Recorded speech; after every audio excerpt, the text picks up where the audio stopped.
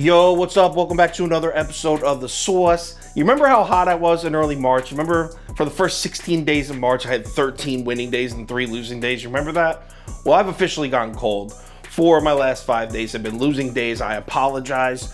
I've gone cold, but it happens, man. This sports betting industry is about ups and downs.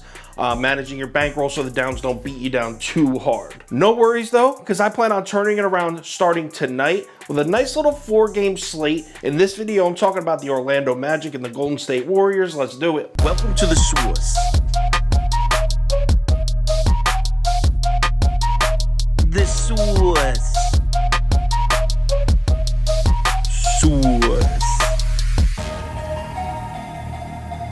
Hey, get the sauce. All right, Golden State on the road in Orlando here. The line is Magic plus 8.5. Early action definitely on the Warriors. I'm talking 72% of early money on Golden State. This is as of midnight last night. Yo, check this line movement out. So it's at 8.5, right? Then we get a little bit of Orlando Magic money that comes in overnight. Books drop it down to 8 and then drop it down to 7.5. Now here comes the Golden State money coming back.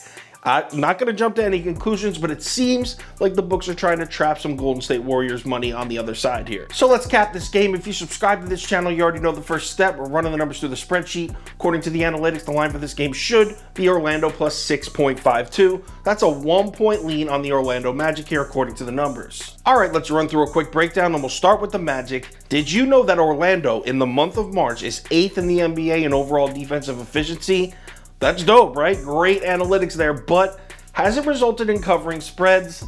Not entirely. In fact, they're just 5 and 6 against the spread in the month of March. So even though it looked like they were turning things around, and granted, they are definitely still better than they were in November, December, they're still not covering spreads at a very good rate here at all. But they are playing good defense, and we have to acknowledge that. Now, let's take a look at Golden State. How have they been recently?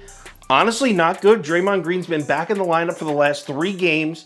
And this is an attack on Draymond Green because he's only running about 20 minutes a night since he's been back. But what has happened to the Golden State Warriors offense? It has gone bye-bye recently. San Antonio just went into Golden State and held the Warriors to just 108 points. In case you don't watch a lot of San Antonio Spurs basketball, the defense is not their strong suit. In fact, that's the second lowest point total anyone scored against the San Antonio Spurs all the way back at the All-Star break. Very poor offensive performance for the entire team with the exception of Jordan Poole. So obviously there's no Steph Curry. And is that what we're going to point at? Are we going to say is the absence of Steph really just holding this offense back? I'm sure that's a factor, but Jordan Poole, who's been starting in Steph's place, has been going off. He's led the team in scoring, I think their 3 last games, definitely their 2 last games. He's been going off. So Steph's replacement is actually balling. The problem is nobody else on the Warriors seems to be able to generate any sort of offense. Klay Thompson has definitely been cold the last 2 games. Can he turn that around? I don't know. That offense is just a mess right now. Even without Steph Curry on the court, the Warriors are still very reliant on outside shooting, 4th in the NBA in 3-point frequency. So the question we have to ask is, can Orlando stop the 3-point shot? And the answer is yeah, they kind of can. As I said earlier, the Magic defense has been very good. It's 11th in the NBA against the 3, so just solid against the 3, nothing elite. But they're 2nd in the NBA in defending the rim, and the Warriors are 30th in the NBA at scoring at the rim. So we can expect not to see many Golden State baskets at the rim tonight. Overall, 7.5 is just too many points for me to lay on the road with a team that's been struggling offensively, that's going to be forced in this game to take a lot of tough outside shots that they're not really comfortable taking. I'm definitely taking the Magic here. Give me Orlando plus 7.5. Final ticket posted on KyleKirms.com around 5 o'clock p.m. Eastern time. It'll have my bet of the day. Probably only like a top 2 bets tonight because it's such a small NBA slate. We'll see. I'll throw together a small parlay for us. The parlay hit the other night, which was dope. We needed it.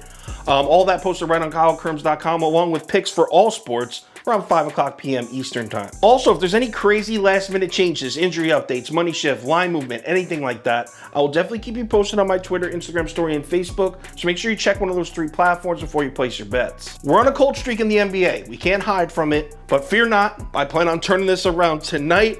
I hope. It's a small slate, so it won't be any huge betting tonight. But let's grab a unit and a half. Let's grab a 1.5 piece tonight. Let's stay in the green. I'll talk to you on Twitter.